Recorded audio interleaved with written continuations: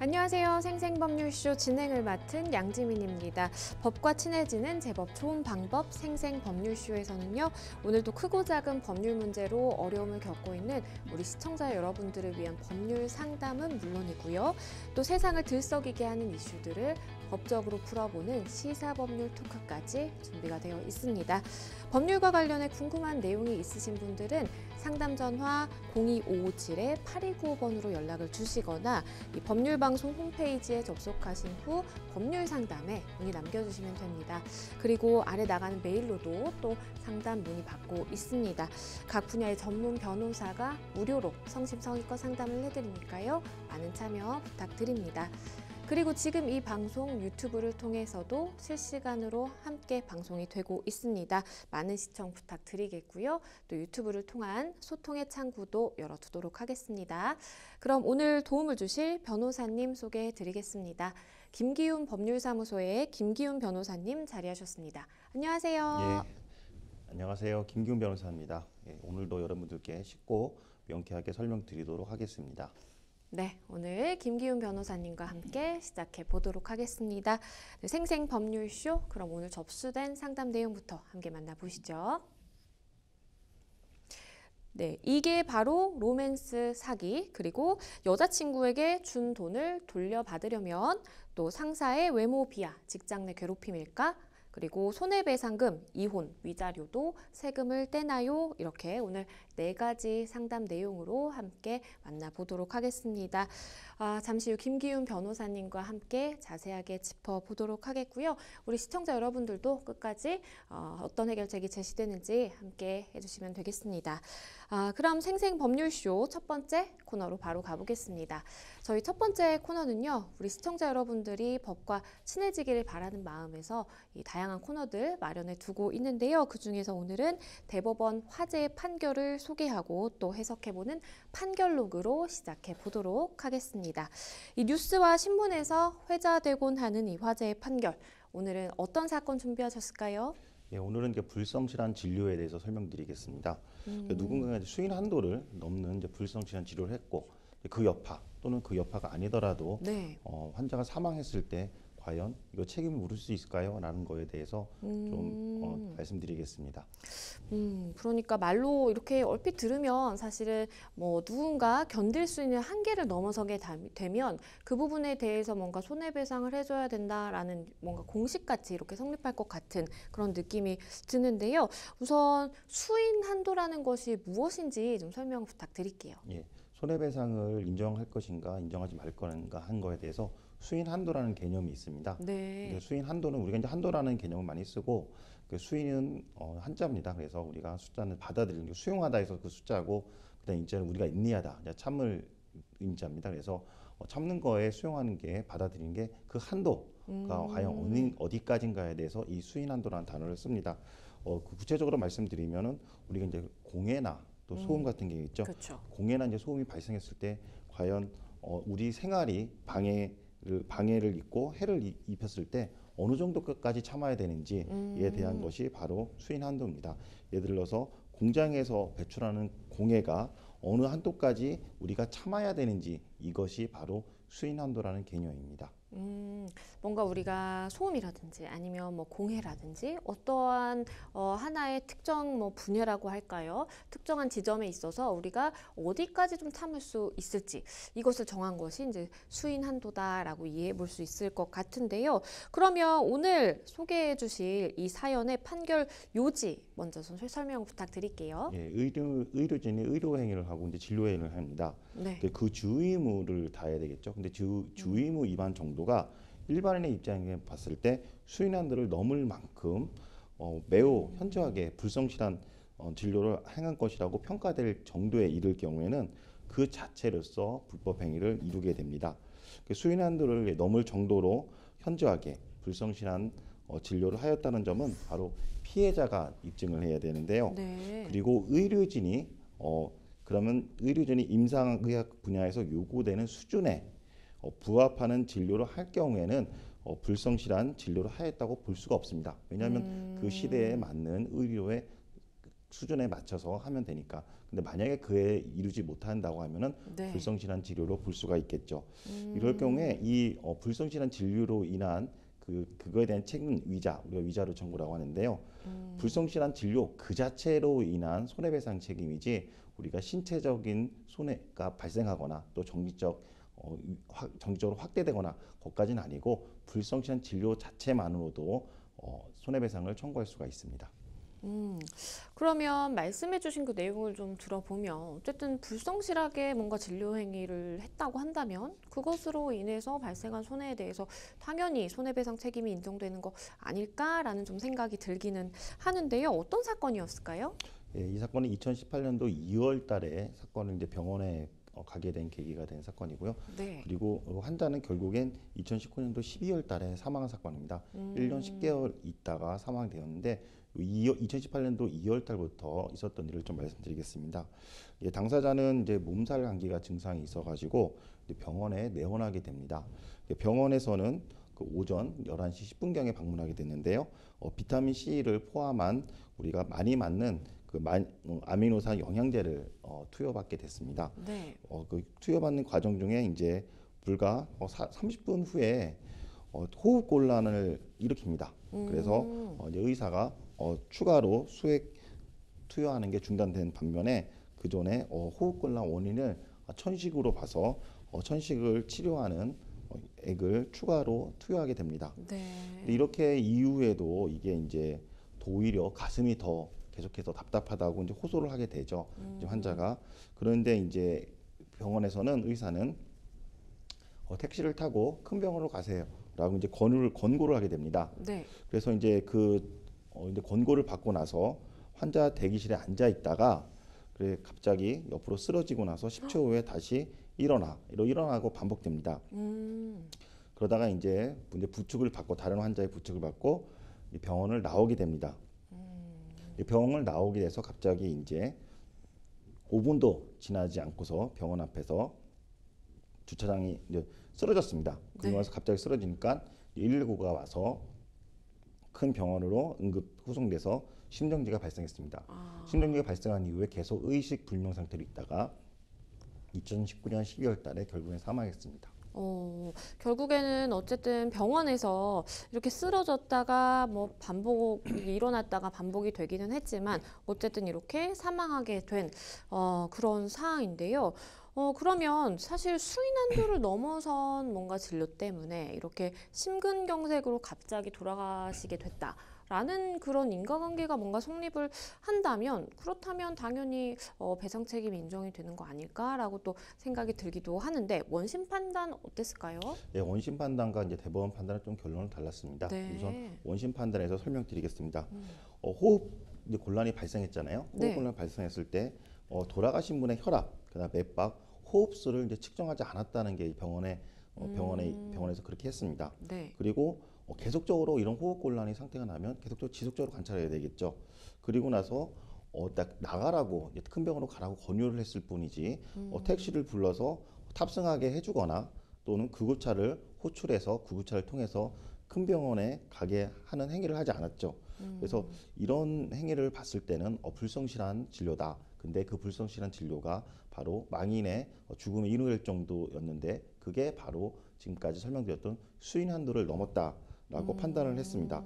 그래서 결론은 원심에서는 지금 같은 행위는 수인 한도를 넘어설 만큼 현저하고 불성실한 진료로 해서 그 자체만으로 유족들한테 정신적 고통을 배상해줘야 된다고 판단을 하였습니다.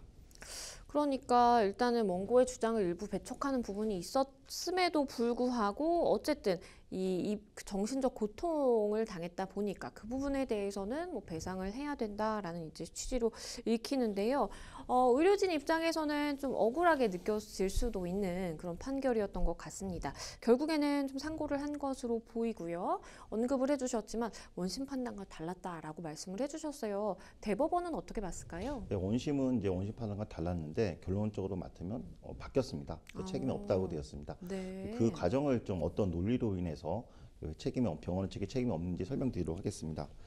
의료진의 주의 위반 정도가 일반인의 처치에서 보아서 수인 한도를 넘어선 만큼 현저하게 불성실한 진료를 행한 것으로 평가될 경우에 이른 경우에는 환자나 그 가족은 정신적 고통형 위자료 배상을 청구할 수가 있습니다. 네. 근데 수임 한도를 넘어서는 한도로 현저하게 불성실한 진료를 하였는지 여부는 2층 책임자가 바로 피해자가 증명해야 된다라고 판시하였습니다.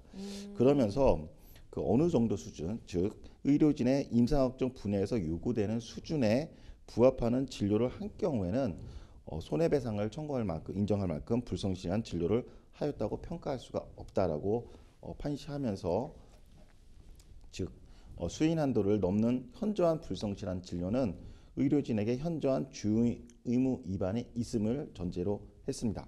그리고 수인 한도를 넘는 현저한 불성실한 진료로 인한 그 손해배상은 신체적 손해가 발생하거나 확대된 정신적 고통을 말하는 게 아니라 그 불성실한 진료 그 자체로 발생한 정신적 고통을 위자하는 것이다라고 판단하였습니다.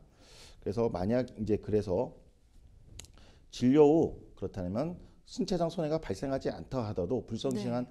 그 진료 자체만으로도 손해배상을 인정해줘야 된다는 게 대법원의 판례입니다. 그런데 이 사건에 대해서 네. 먼저 봤을 때 나왔을 때 전원 권고, 큰 병원으로 가라고 전원 권고를 받고 네. 다른 환자의 그 부축을 받고 나왔다 하더라도 그 병원에서 혈압 측정이나 그다음에 막 뭐 맥박을 측정하지 않았다거나 또는 적극적으로 병원에 그 택시나 구급차를 불러서 이송 조치를 하지 않았다 하더라도 이 정도만으로는 그 일반인의 수인 한도를 넘어설 만한 현저하고 불성실한 진료가 아니다라고 한 겁니다.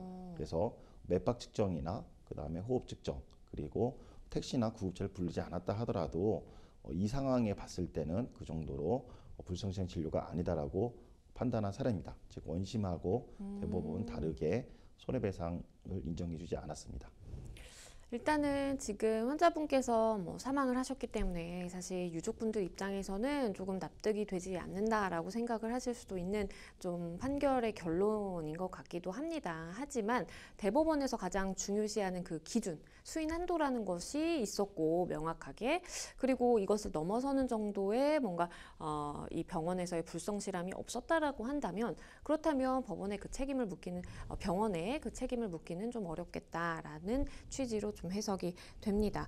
앞으로도 뭐 비슷한 사안들 굉장히 좀 많이 발생할 수 있는데 그런 비슷한 사례들에서 이번 대법원 판단이 굉장히 좀 많은 영향을 미칠 수 있겠다라는 생각을 해봅니다. 네, 오늘 판결록 여기까지 짚어보도록 하겠습니다. 네, 여러분은 지금 생생법률쇼와 함께하고 계십니다. 쉽사리 해결되지 않는 법률 문제를 끌어안고 있다면 지금 생생법률쇼와 함께하시죠. 법률 고민이 해결되는 가장 쉬운 방법을 소개해 드릴게요. 첫째, 02557-8295번으로 전화를 한다. 둘째, 법률방송 홈페이지에 접속해서 법률상담 게시판에 문의를 남긴다. 셋째, 지금 화면에 나오고 있는 이메일 주소로 사연과 연락처를 보낸다. 생생법률쇼가 자랑하는 각 분야의 전문 변호사가 여러분의 더부룩한 속을 뻥 뚫어드립니다. 속 시원한 스파클링 법률 상담 프로그램 생생법률쇼. 지금 바로 전화주세요. 네, 저희는 첫 번째 상담으로 바로 가보겠습니다. 첫 번째 상담 전화 연결이 되어 있는데요. 만나보겠습니다. 안녕하세요. 네, 안녕하세요. 네, 안녕하세요. 어떤 점이 궁금해서 연락 주셨을까요? 예, 그러니까 제가 네. 이제 한 40주이 조금 넘었는데 네. 제가 꽤 됐어요. 꽤 오래전에 저보다 좀 어린 여성분과 사귀게 됐거든요. 네. 그러니까 그 여성분이 이제 저한테 이제 조금 말하자면 비슷비슷 그분이 이제 구청 쪽에서 일하셨고 네. 이제 그리고 저는 그냥 집에서 그 당시에 이것저것 조금 지원을 받으면서 하고 있었는데 제가 그쪽에다 전화번호를 남겨놓고 보니까 네. 이제 그 전화번호를 가지고 이제 나중에 제 집 주소까지 물어봐서 이제 저희 집 앞에 오게 되고 그런 경우가 이제 잦아져서 네. 그분이 제 이제 대시를 하는 게 돼서 이제 사귀게 됐거든요. 네. 그래서 그분이 이제 꽤 오래전부터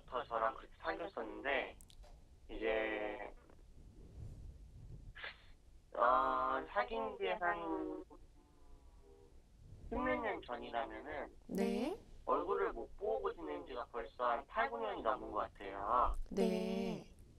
근데 이렇게 얼굴을 못 보고 지낸 지가 오래됐는데, 그것보다 더 중요한 게, 이제, 그 여성분이 이제 저한테, 뭐, 같이 살자, 아니면 뭐, 오빠 뭐, 이게 좀 부족하고, 뭐, 그런 게 네. 조금 이제 부족하다, 이제 이런 거에 조금씩 지원을 했으면 좋겠다, 뭐 우리가 살지 마라 그러는데, 좀 뭐, 계약금이 필요하다, 잔금이 필요하다 하면서 저한테 돈을 많이 가져갔거든요. 네.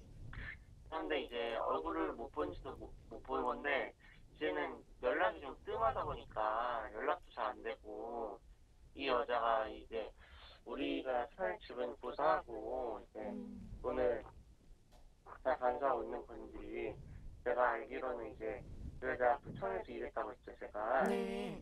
근데 이제 구청에서 일을 그만두고 나서 더 이상 일도 많이 안 하는 상태거든요. 네. 그렇게 일도 많이 안 하는 상태인데, 이거를 좀, 제가 돈을 이제 뭐 그냥 갖다 바친 건 아니에요. 그런 건 아닌데, 이제 조금 막 쓴 게 있다 보니까, 그거를 이제 쓴 게 있는 만큼, 그 여자 뭐, 좀 같이 살든가 아니면 그게 안 된다 하면은, 어떻게 좀 고소라도 해야서 돈을 돌려받는 게 맞지 않나 이렇게 생각을 하거든요. 네. 그러니까 말씀해주신 바에 따르면은 과거에 이제 교제를 하셨던 그 여성분에게 이제 돈이 일부 사실 좀 많이 가게 됐고 같이 살자 뭐 계약금이 없다 이런 이야기를 이제 듣다 보니까 우리 상담자분께서 많이 좀 재정적으로 이제 지원을 하셨던 것 같아요. 근데 네, 그런 그쵸. 상황이고 제가 네. 이제 막 얼굴 보기 전에도 많이 지원했는데 얼굴이 이제 못 보게 된 이유로도 많이 지원을 했어요. 오빠랑 뭐 여기서 살려고 하는. 근데 그런 게 한두 번이 아니었거든요. 그런 식으로 네. 계속 돈을 가져가다 보니까 그렇게 되네요. 그러면 이거를 결국에는 돌려받고 싶고 혹시나 법적으로 뭔가 책임을 물을 수 있을까 이것이 좀 궁금하신 것 같은데요. 제 옆에 그것도 그렇고요. 네. 그리고 또 만약에 그 여자친구가 좀 정신을 차리면은 돈은 굳이 안 받아도 되니까 같이 살 수 있는 방법도 있나 해서 그런 것도 여쭤보고 싶거든요. 저 홀몸이라. 네, 제 옆에 김기훈 변호사님 함께 듣고 계셨는데요. 변호사님과 좀 더 자세하게 말씀 나눠보실게요. 네네. 예, 안녕하세요. 김균 변호사입니다. 예, 안녕하세요. 예. 그럼 이제 지금 이제 사귀었다고 말씀을 하셨잖아요. 네네. 예. 그 사귄 기간은 구체적으로 어느 정도 되는 건가요? 10년이 넘었을 겁니다. 10년이 넘었고. 그럼 얼굴 못 본 지는 얼마나 됐어요?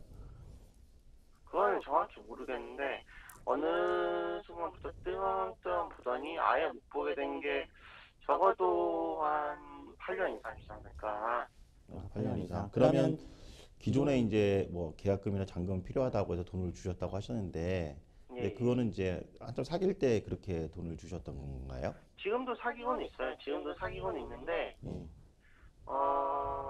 그쵸. 사귈 때 준 거죠. 사귈 때 준 거고, 얼굴을 못 보던 당시에 준 거죠. 자기 일이 바쁘다, 집을 여러 군데 구하러 다니고 있다 하면서 얼굴을 많이 못 봤거든요. 예. 그럼 얼굴을 못 보는, 사귄다고 이제 그런 상태이긴 하지만 얼굴을 못 보는 상태였고, 그래서 네네. 계약금하고 잔금이 필요하다고 해서 준 그런 상태. 것도 있었고요. 예. 이제, 오늘 뭘 시켜 먹고 싶다. 돼지갈비가 몇만 원이다 해서 보내준 그런 건 일상 다반사였고, 또 그 외에 집안에 좀 리모델링이 필요하다 해서 보내준 적도 있고, 아무튼, 제 쪽에서도 좀 제가 대출을 많이 받아서 보내준 적이 많거든요. 예. 그러다 보니까 이제 지금 대출이자 좀 부담될 정도로 많이 보내준 그런 경우가 있습니다. 예. 예. 지금처럼 이제 연인 보통 통상적으로 연인 관계에서 돈을 이제 주고 받는 경우가 상당히 많이 있죠. 예. 그 경우에 이제 증여인지, 그러니까 증여라고 하는 거는 무상으로 주는 겁니다. 나중에 돈을 주고 나서 나중에 다시 반환받지 않고 너 가져 이렇게 하는 게 증여고요. 네. 그리고 그에 반해서 돈을 빌려주는 경우가 있죠. 내가 네. 지금 너한테 돈을 빌려줄게. 나중에 갚어. 아니면 여자 쪽에서 오빠 좀 돈을 빌려줘라고 할 경우는 대여로 들어갑니다. 예. 그래서 지금 이제 돈을 너무 많이 거래를 많이 하셨잖아요. 그래서 이제 만약에 이제 계약금이나 잔금 같은 거, 그다음에 뭐 리모델링 비용이 필요하다 해서 돈이 뭐 몇 배, 그다음 몇천 뭐그 이상이 될 수 있을 것 같은데 여기에서 여자친구가 오빠 그냥 뭐 나 계약금 필요한데 좀 도와줄 수 있어라고 해서 만약에 계좌 이체했다면은 이제 증여로 볼 여지가 높고요. 근데 그게 그게 아니라 왜 증여가 되나요? 아, 저는 이제 같이 살기 위해서 준 건데. 예. 그게 그 증여라고 하는 거는 돈을 무상으로 주는 거거든요. 그리고 예. 그리고 지금 말씀한 것처럼 같이 살기 위해서 줬다라고 하면은 그럼 그건 조건부가 됩니다. 조건부 증여가 또 돼버려요. 예. 그래서 어쨌든 간에 증여라는 개념 안에 좀 포함되는 개념이고 그다음에 나중에 그 돈을 돌려주겠다 잠시 빌려줘라고 하는 거는 대여가 됩니다. 그래서 만약에 지금 여자가 그 돈을 달라고 했을 당시에 어떻게 하면서 돈을 달라고 했는지가 무척 중요합니다. 그래서 그때 당시에 돈을 달라고 했을 때 어, 그냥 그 돈을 빌려줘라고 했을 경우에 그런 문자가 있는지 또는 그 카톡이 있는지가 엄청 중요합니다. 그래서 그 증거를 한번 지금 오래됐지만은 한번 확인해 보시는 것이 필요하고요. 그래서 그 문자나 그다음에 그 카톡을 꼭 확인해 보시고 만약에 그게 증거가 지금 보기에는 좀 불충분하다라고 하셨을 경우에는 지금이라도 연락을 하셔가지고 그때 당시에 뭐 계약금 내가 2천만 원 줬고 잔금 뭐 1억 줬는데 왜 빌려줘 놓고서 왜 안 갚냐라고 했을 때 여자가 여쪽에서 만약에 그거를 인정하는 내용이 되어가 있으면 그거를 녹취가 된다고 하면은 증거로 사용할 수가 있습니다. 그래서 증여나 또는 대여가 되는 게 첫 번째 이게 중요한 거고요. 그리고 지금 말씀하신 것처럼 조건부 나 같이 살겠다. 그래서 돈을 달라. 아니면은 같이 살겠다. 계약금을 나한테 줘라고 했을 때 같이 안 산 경우가 상당히 있을 수도 있죠. 그러면 이게 또 기망행위가 될 수가 있습니다. 예, 그래서 요 조건부로 해서 같이 살겠다는 목적으로 해서 돈을 빌렸을 기망이 뭔가요? 예? 기망행위가 뭔가요? 기망행위는 한자인데 속이는 겁니다. 여자 쪽에서 실제적으로 같이 살 의사가 없음에도 불구하고 돈을 빼오기 위해서 남자 측에서 돈을 빼오기 위해서 속이는 걸 기망행위라고 합니다. 같이 산다고 해놓고 안 사는 거를 기망이라고 하는 거네요. 그럴 가능성 같이 산다고 해놓고서 안 산다고 해서 무조건 다 속인 건 아니고 기망행위가 아니고 처음부터 원래 같이 살 생각이 없었는데 같이 산다고 거짓말을 하면서 받은 게 기망행위고 실질적으로 같이 살 의사가 있었는데 어떠한 상황이 바뀌어서 못 사는 경우도 있습니다. 그래서 그때는 또 기망행위라고 볼 수는 없겠죠. 근데 지금처럼 이게 오랫동안 돈이 금액도 크고 그 다음에 기간이 장기잖아요. 장기간 상황 동안에 그쵸? 계속해서 오빠 같이 살게 돈 줘. 또 한 달 있다 같이 살게 돈 줘. 또 뭐 몇 달 있다 1년 있다 리모델링 하니까 돈 줘. 이렇게 반복이 된다고 하면은 같이 사는 거를 거짓말로써 돈을 편취한 거라고 볼 여지가 좀 있습니다. 이럴 경우에는 또 사기죄가 성립이 될 수가 있어요. 근데 같이 살게 했다라는 거를 또 경찰서에 가시면 이제 고소장을 작성해서 관할 경찰서 지금 가까운데 경찰서 가서 접수를 할 수가 있는데 같이 살 테니까 돈 줘라고 하는 그게 또 증거가 있어야 됩니다.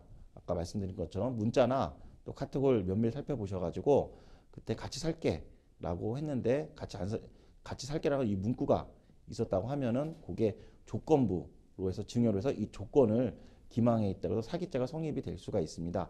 그리고 만약에 이게 또 같이 산다고 했는데 원래부터는 같이 살려고 했었는데 같이 부득이 못 살게 됐다라고 하면 또 사기죄 성립이 안 돼요. 그렇지만은 민사적으로 또 반환 청구가 될 여지도 있습니다.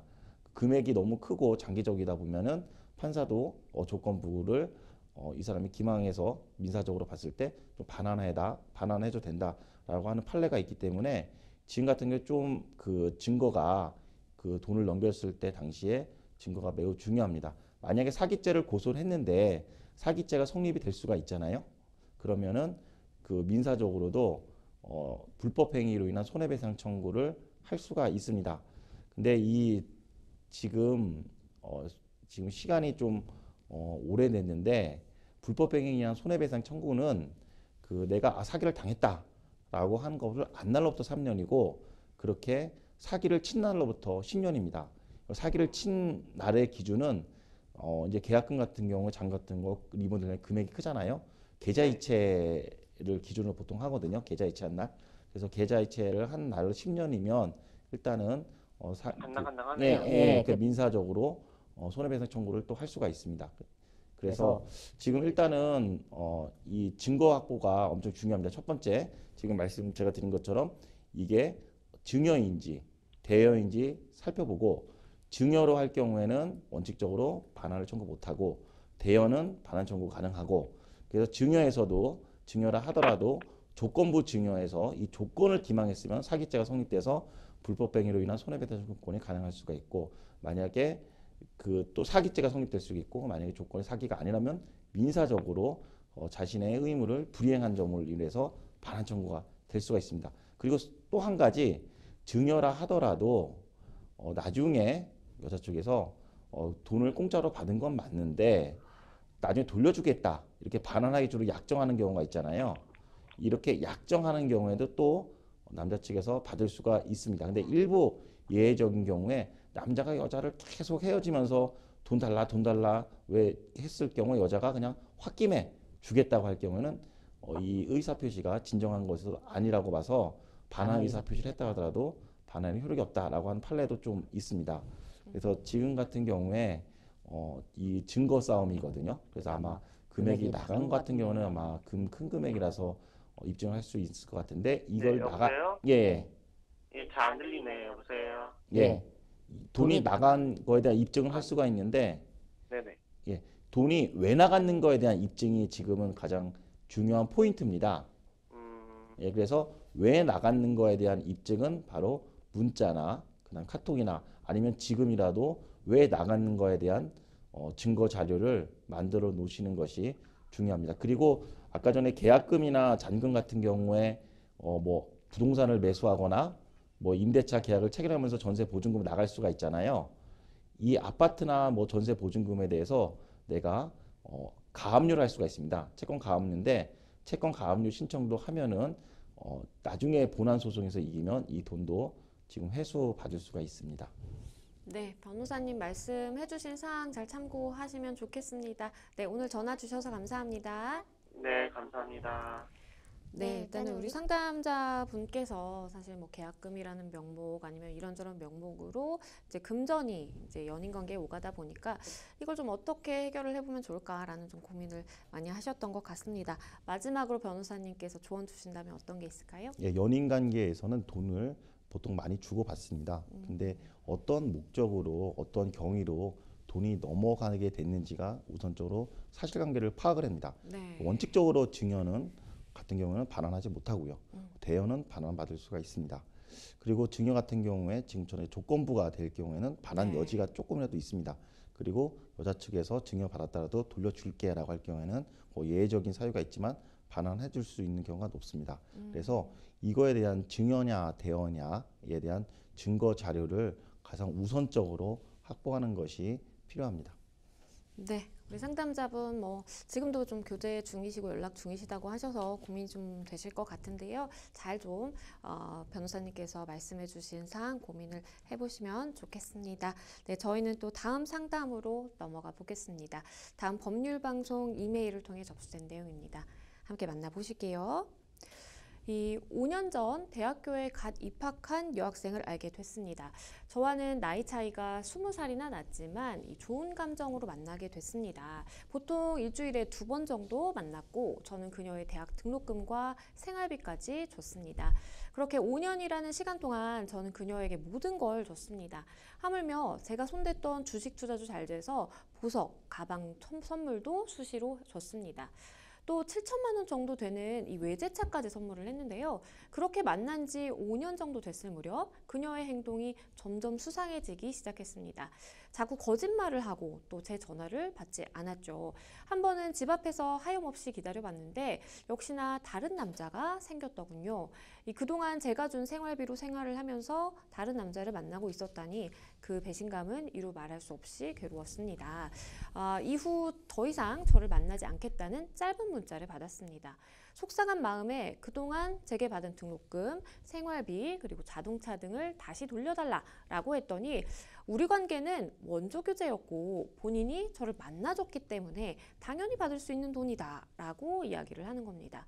그녀에게 건넨 현금만 4억 원이 넘고 자동차 7천만 원, 수시로 사준 선물까지 포함하면 여자친구에게 쓴 돈만 해도 7억 원이 넘습니다. 그동안 저를 물주로 생각한 그녀에게 이 돈을 돌려받고 싶은데 가능할까요? 일단은 우리 상담자분께서 굉장히 좀 배신감이 크실 것 같습니다. 5년 동안 이제 교제를 했다라고 나는 생각을 했는데 상대방은 우리 원조 교제였잖아. 그거 그 대가 아니었어? 라고 이제 이야기를 하게 된 그런 상황입니다. 변호사님께서는 이 두 사람의 관계 어떻게 보시나요? 예, 남자 입장에서는 좀 억울해 보일 수도 있지만 이거에 대한 남자 쪽으로 불리한 좀 사례가 좀 많이 있습니다. 그에 대한 좀 판례를 좀 설명드리도록 하겠습니다. 네, 일단 우리 상담자분께서 원하시지 않는 뭔가 결과로 흘러갈 수도 있겠다라는 생각이 좀 들기도 하는데 두 사람의 관계가 뭐 원조 교제였느냐 아니면 뭐 두 사람이 그냥 뭐 연인 관계였느냐 어떤 관계였는지에 따라서 사실은 결과가 좀 달라질까요? 예, 원조 교제였는지 또는 연인 관계인지가 중요한 게 아니라 네. 사실 그 불법 원인 급여인지 아니면 증여인지 이거에 따라 좀 많이 달라지게 됩니다. 네. 그래서 우리가 일반적으로 원조 교제라고 하는 거는 미성년자를 상대로 그다음에 대가를 주고 성을 사는 행위를 말합니다. 이거에 대해서는 아동 청소년 법에서 처벌하고 있습니다. 그러니까 아동 청소년법에서 위반될 경우에는 그 돈을 대가는 불법 원인 급여로 판단하고 있습니다. 네. 그래서 불법 원인 급여로 판단하고 있기 때문에 돈을 준 사람은 나중에 돌려받기가 불가능합니다. 그리고 지금 같은 상황 경우에는 20살 또 20살 이상의 성년으로 보여지는데요. 이럴 네. 경우는 이제 아동 청소년법 법률에 의해서 규율을 하지 않지만은 이 돈을 주게 된 경위가 뭐 지금 방금 쓴 증여인지 또는 대여인지에 따라 좀 달라지게 됩니다. 그리고 또 돈을 이렇게 원조 교제하면서 스폰서하는 경우도 좀 있습니다. 네. 이런 스폰서하는 성인이 그 여성에게 일정한 금전적 지원을 주고서 성을 사는 행위에 대해서 말하는 겁니다. 네. 성매매 처벌법에 의해서 규율되는데요. 이 경우에도 역시 형사처벌되기 때문에 불법 원인 급여로 돈을 줬다고 했기 때문에 남자 쪽에서 다시 여자한테 돈을 받기가 어렵습니다. 그렇기 때문에 지금 같은 경우에 연인 관계에 있는지 또는 원조 교제인지에 따라서 달라지는 게 아니라 이 돈의 이 돈의 성격이 증여인지 대여인지 또 불법 그쵸. 원인 금여인지에 따라서 달라집니다. 일단 뭐 여기에 적어주신 것만 하더라도 5년 동안 여자친구에게 생활비 지급했고 자동차도 줬고 뭐 쓴 돈을 다 합치면 7억 원가량 된다라는 말씀을 해주셨어요. 이 7억 원에 혹시 일부라도 뭔가 돌려받을 수 있는 방법이 있을까요? 예, 원칙적으로 대여한 것이 아니라고 하면은 돌려받기가 네. 어렵습니다. 그리고 그러니까 즉 반대적으로 말씀드리면 증여일 경우에는 돈을 돌려받지 못 받는 거죠. 대여는 돌려받을 수 있는 경우. 근데 이제 증여라고 하더라도 여자 쪽에서 내가 돌려줄게 다시 반환해 주기로 약정하는 경우가 있습니다. 네. 이 경우에는 원칙적으로 돌려준다는 판례가 많이 있습니다. 근데 다만 남자 쪽에서 계속 반복적으로 오랜 시간을 걸쳐서 반복적으로 계속 내가 준 거 달라, 내가 준 거 달라, 이제 헤어졌으니까는 이제 달라라고 하면서 요청을 했는데 거기에 여자 입장에서 순간적으로 격분해서 홧김에 돌려줄게라고 한 경우에는 진정한 의사로 반환하기로 약정한 것을 볼 수가 없어가지고 여자 쪽에서 그렇게 돌려준다 하더라도 남자 쪽에서 반환받지 못한다는 또 판례가 있습니다. 그러면 앞서서 이제 증여 언급을 해주셨는데 교제하던 중에 뭔가 내가 증여를 받았다라고 한다면 사실은 좀 세금 문제가 어떨까라는 생각도 듭니다. 증여세 문제 발생하지 않나요? 예, 최근에 이와 관련된 판례가 있습니다. 네. 올해 5월달 서울행정법원에서 있었던 판례인데요. 그래서 2005년도에 인터넷으로 만나서 연인 관계로 발전을 했고 네. 거기서 이제 지금 사항처럼 수천만 원의 경제 지원을 해줬고 그 돈이 확인한 결과 9억 원이 넘었습니다. 그래서 올해 서울행정법원에서는 이 증여세를 부과한 거에 대해서 네. 조건 만남으로 만난 연인에게 받은 돈에 증여세 부과한 거는 정당하다라고 판단했기 때문에 증여세는 납부해야 됩니다. 그러면 사실 헤어진 연인과의 이제 돈 문제로 갈등을 겪고 계신 분들 굉장히 좀 많은 것 같습니다. 앞서서 우리 전화 주셨던 상담자분도 비슷한 좀 사례로 읽히기도 하는데요.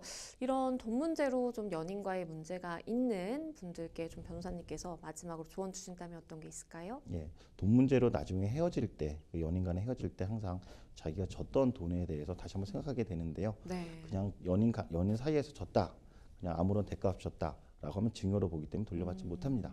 근데 그 반면에 연인 관계라 돈을 거래할 수가 있겠죠. 그래서 대신 거래한 게 좀 빌려줘라고 해서 빌려준 경우에는 대여로 와서 반환받게 됩니다.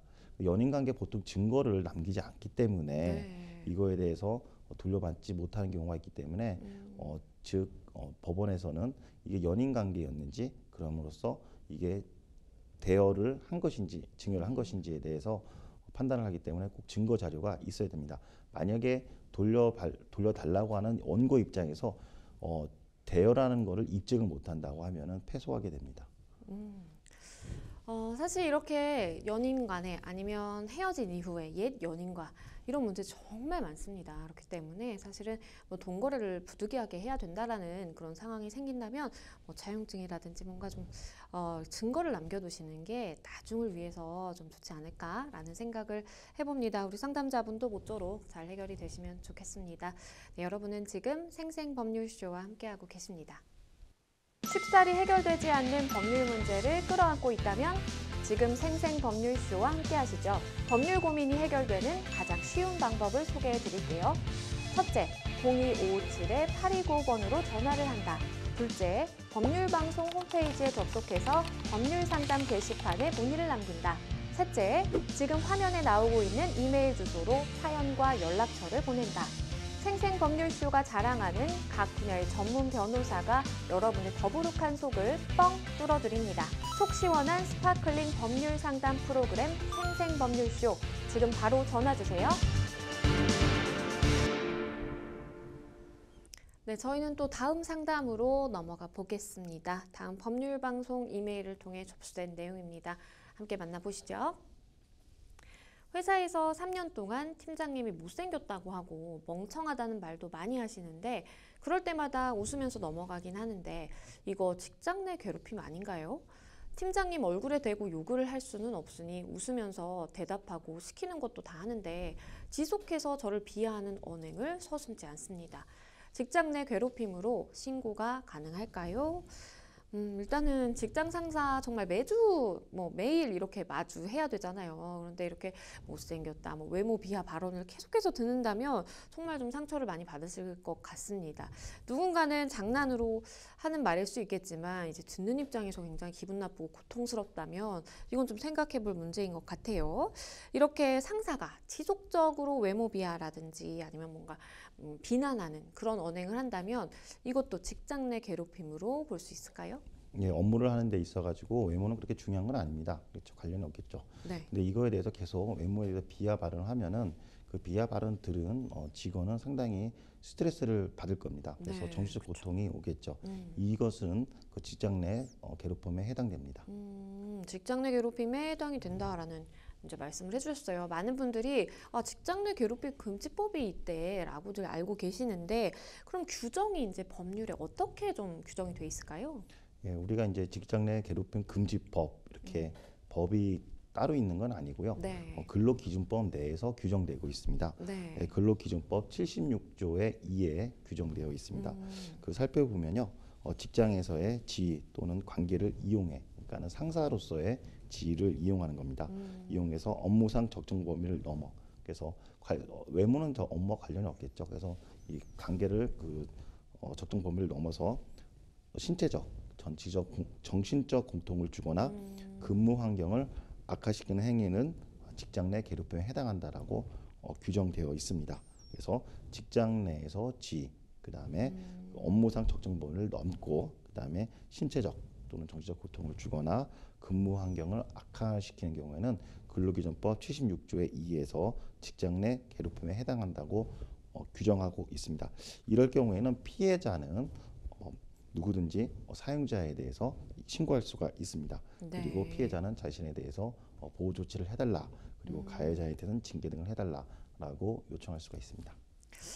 직장 내 괴롭힘의 유형도 굉장히 좀 다양한 것 같은데 어떤 유형들을 생각해 볼 수 있을까요? 예, 직장 내 괴롭힘은 아까 말씀드린 것처럼 신체적, 정신적 고통을 주거나 근무 네. 환경을 열악하게 하는 경우에 해당됩니다. 예, 구체적인 예로 말씀드리겠습니다. 네. 노동청에서 진정한 사건인데요.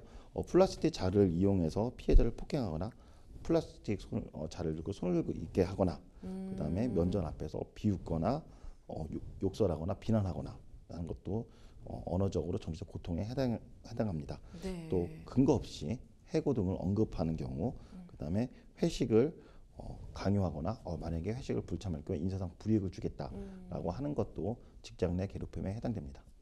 그러면 직장 내 괴롭힘은 그거대로 신고를 하고 별개로 뭔가 내가 이제 모욕죄에 해당하는 그런 피해를 당했다라든지 아니면 뭐 명예훼손일 수도 있고요. 그 개별 형사법적에서 정하는 법률 위반이 발생했을 때 그 부분에 대해서 따로 문제 삼을 수 있는 건가요? 예, 당연히 가능합니다. 그래서 내가 근로기준법에 직장 내 괴롭힘에 대해서 이유로 신고했다고 하더라도 별개로 내가 모욕을 당하고 명예훼손을 당하고 폭행을 당했다, 그다음에 성추행을 당했다 하는 거는 별개로 경찰서에 형사 고소를 할 수도 있고요. 네. 그 점을 이유로 법원에 민사소송 청구도 할 수도 있습니다. 그러면 만약에 이제 내가 상사를 직장 내 괴롭힘으로 신고를 하게 되는 경우 회사에서는 어떤 조치들을 취해줘야 될까요? 예, 회사는 지체 없이 이 직장 내 괴롭힘이 있었는지 사실을 조사를 해야 됩니다. 네. 그 조사한 결과 피해자에게 불리한 처우가 있었다고 하면은 피해자를 보호 조치해야 되고요. 이 보호 조치에는 근무 장소를 변경하거나 그다음에 배치 전환하거나 그런 걸 해야 됩니다. 가해자에 대해서는 징계 조치가 이루어져야 합니다. 그러면 회사는 이렇게 이제 조치를 하고 사업주도 뭔가 책임을 물어야 되지 않을까라는 생각도 얼핏 드는데 사업주에게도 과태료가 부과된다라든지 어떠한 뭐 조치가 취해질까요? 예, 방금 전에 말씀한 것처럼 사업주는 이런 신고가 들었을 때 바로 조사할 의무가 있습니다. 네. 그리고 피해자한테는 보호 조치해야 되고 가해자한테는 징계 등 조치를 해야 됩니다. 만약에 이를 게을리할 경우에는 500만 원 이하의 과태료에 처해지게 됩니다. 그리고 이 직장 내 괴롭힘에 대해서 신고한 근로자에 대해서 불이익을 간 경우에는 형사처벌도 처하게 됩니다. 네. 그런데 사실 이렇게 직장에서 뭔가 이런 목소리를 내기는 참 쉽지 않은 것 같아요. 오히려 같은 조직 내에서 내가 섣불리 목소리를 냈다가 뭔가 무고로 이제 또 오히려 고소를 당한다라든지 아니면 업무방해 혐의로 책임을 뭐 지게 된다라든지 혹시나 이런 일이 발생하지는 않을까요? 예, 이제 역으로 자기는 직장 내 괴롭힘을 당했는데 상대방이 뭐 무고나 손해배상 청구할 수가 있죠. 네. 근데 근로기준법에서는 그 상대방이 내가 직장 괴롭힘을 신고했다고 해서 무고나 손해배상을 청구하지 못한다라고 규정까지는 되어 있지 않습니다. 그래서 지금 현재 법 태도에 따르면 무고나 손해배상 청구에 대해서는 각각 개별적으로 대응하셔야 될 것 같습니다. 그러면 우리 힘든 시간을 보내고 계실 상담자분께 변호사님께서 마지막으로 조언 주신다면 어떤 게 있을까요? 예, 고용노동부에서는 그 직장 내 괴롭힘에 대해서 신고센터를 운영하고 있습니다. 네. 그 전화번호가 152-9000번입니다. 152-9000번으로 신고하셔갖고 또는 상담하시면 잘 해결될 것으로 보여집니다. 네, 모쪼록 좀 회사 내에서 일어난 일이다 보니까 고민이 많으실 것 같은데요. 좀 현명하게 조치를 취하시는 게 어떨까라는 생각이 듭니다. 저희는 또 다음 상담으로 넘어가 보겠습니다. 다음 법률방송 이메일을 통해 접수된 내용입니다. 함께 보시죠. 법원 판결에 따라 손해배상금을 받게 됐는데요. 여기에도 세금이 부과되는 건지 궁금합니다. 금액의 성격에 따라서 세금이 부과될 수도 있고 부과되지 않을 수도 있다라고 들었는데 과세 기준이 어떻게 될까요? 이런 궁금증 가지신 분들 실무에서 굉장히 좀 많으신 것 같다는 생각이 듭니다. 그럼 일단 좀 하나하나 차근차근 짚어보도록 할게요.